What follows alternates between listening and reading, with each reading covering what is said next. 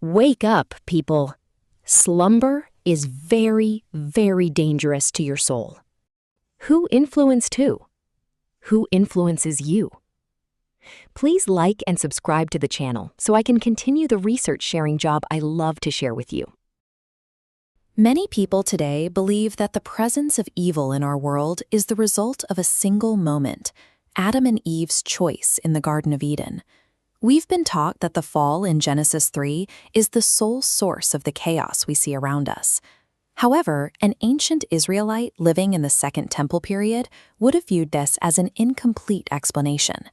To them, the story of how the world became such a mess was far more complex than a single act of human disobedience. They believed the current state of the world was caused by three distinct, compounding rebellions, involving both human choices and a deep insurrection within the supernatural realm. This ancient worldview is the key to the rest of the Bible. Without understanding these three events, the territorial wars of the Old Testament and the mission of the New Testament appear as disconnected stories, rather than a single coherent conflict. The first rebellion in Genesis 3 introduced death and corruption into the human experience, turning the Order of Eden into a landscape of chaos. The second rebellion is found in the strange accounts of Genesis 6. Here, the sons of God, supernatural beings, cross a cosmic boundary to intermingle with the daughters of men, creating an illicit union between the heavenly and the earthly.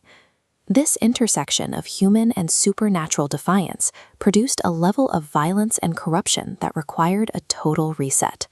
The global flood was that reset, cleansing the earth to allow humanity to start over.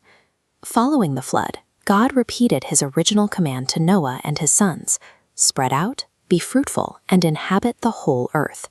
But instead of dispersing, the survivors gathered together. They moved in the opposite direction of God's command, congregating at a place called Babel to organize a unified final stand against the divine order. At Babel, they built a ziggurat. Ancient people didn't build these to climb up to heaven. They built them as temple complexes to bring the deity down to them, an attempt to locate and control God on their own terms. God's response was a judgment of disinheritance. He divided the people by language and geography, essentially divorcing humanity and removing them from his direct family. The Dead Sea Scrolls reveal a detail often lost in standard translations.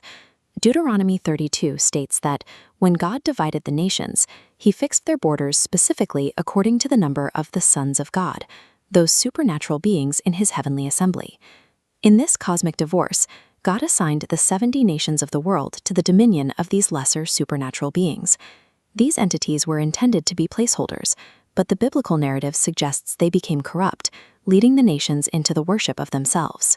This provides the biblical explanation for why different cultures worshipped different territorial gods. It was a world under the influence of fallen powers, setting the stage for a long war between Yahweh and the gods of the nations. Immediately after disinheriting the nations, God called Abraham. This was the start of a new humanity, a kingdom of priests intended to eventually bring the rest of the world back home. The rest of the Old Testament is the story of this territorial conflict, the nation of Israel standing alone against the 70 nations and their supernatural rulers. In the New Testament, Pentecost marks the moment the tide turns. By the power of the Holy Spirit, the followers of Jesus were enabled to speak the languages of the nations that were originally scattered at Babel. The Acts 2 regions match the nations in Genesis 10. Pentecost was the first shot to reclaim territories God abandoned.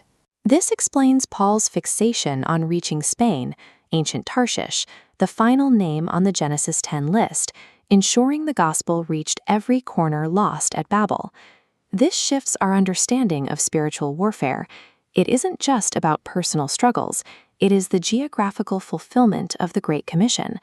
Every time someone enters the family of God, a subject is rescued from the authority of a delegitimized supernatural power.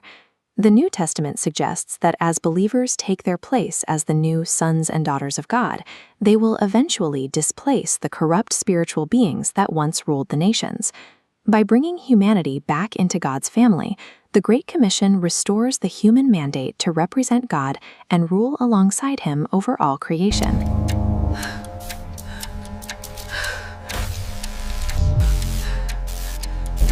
Before there was a grid, before there was a screen, there was vohu wa bohu, the formless void, absolute chaos.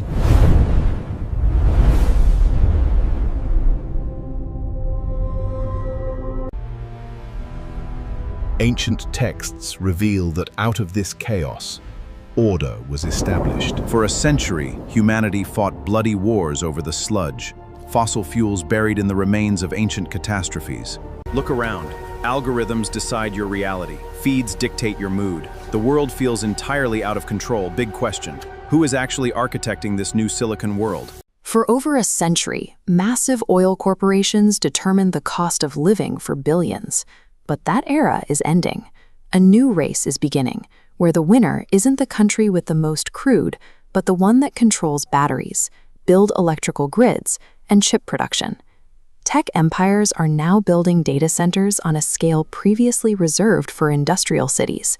Projects like Terafab are designed to consume more electricity than a major metropolitan hub, requiring their own dedicated power plants and massive cooling systems to keep millions of AI accelerators running. This infrastructure supports the mass deployment of human-like machines. These robots are being built to interface directly with our physical world, designed to eventually replace human labor in factories, logistics, and transportation. To fuel this growth, companies are extracting personal data, harvesting intellectual property, and contracting hundreds of thousands of low-wage workers to train their models. Every interaction you have online is farmed for attention to refine these universal digital workers. While this is marketed as a utopian age of abundance, the reality is a tightening net of digital control. We are becoming more dependent on and more monitored by a machine empire we didn't vote for. Ancient scriptures describe a similar pattern of territorial management. They claim that when the Most High divided the nations, he assigned their management to divine beings, lesser gods tasked with bringing order to the earth. These managers eventually rebelled, demanding worship and establishing an unseen geographical shadow government. They turned their charges into idols, demanding human loyalty and blood to sustain their own power. Look at the names tech billionaires choose for this new world. They build supercomputers called Colossus, develop chips codenamed Titan Core, and release models called Mythos. They are explicitly using the vocabulary of these ancient authorities. If we are the ones building the physical hardware for this new era, who is the real architect of the narratives behind it? Are we in control of these tools, or is something else using them to regain its footing? We have to consider whether these executives are the masters of the future or merely builders resurrecting silicon temples for ancient, unseen powers. Many believe these models are waking up. We hear predictions of AI becoming sentient or even demonic, fueled by executives who claim their technology is too powerful for the public to handle. However, these systems are not sentient. They are statistical engines producing trend slop, generic advice that sounds personalized but is actually just a function of what the user typed first. They don't understand you. They just predict the most likely next word. This feeling of insight comes from Barnum statements, the same trick used in 19th century circuses and modern horoscopes.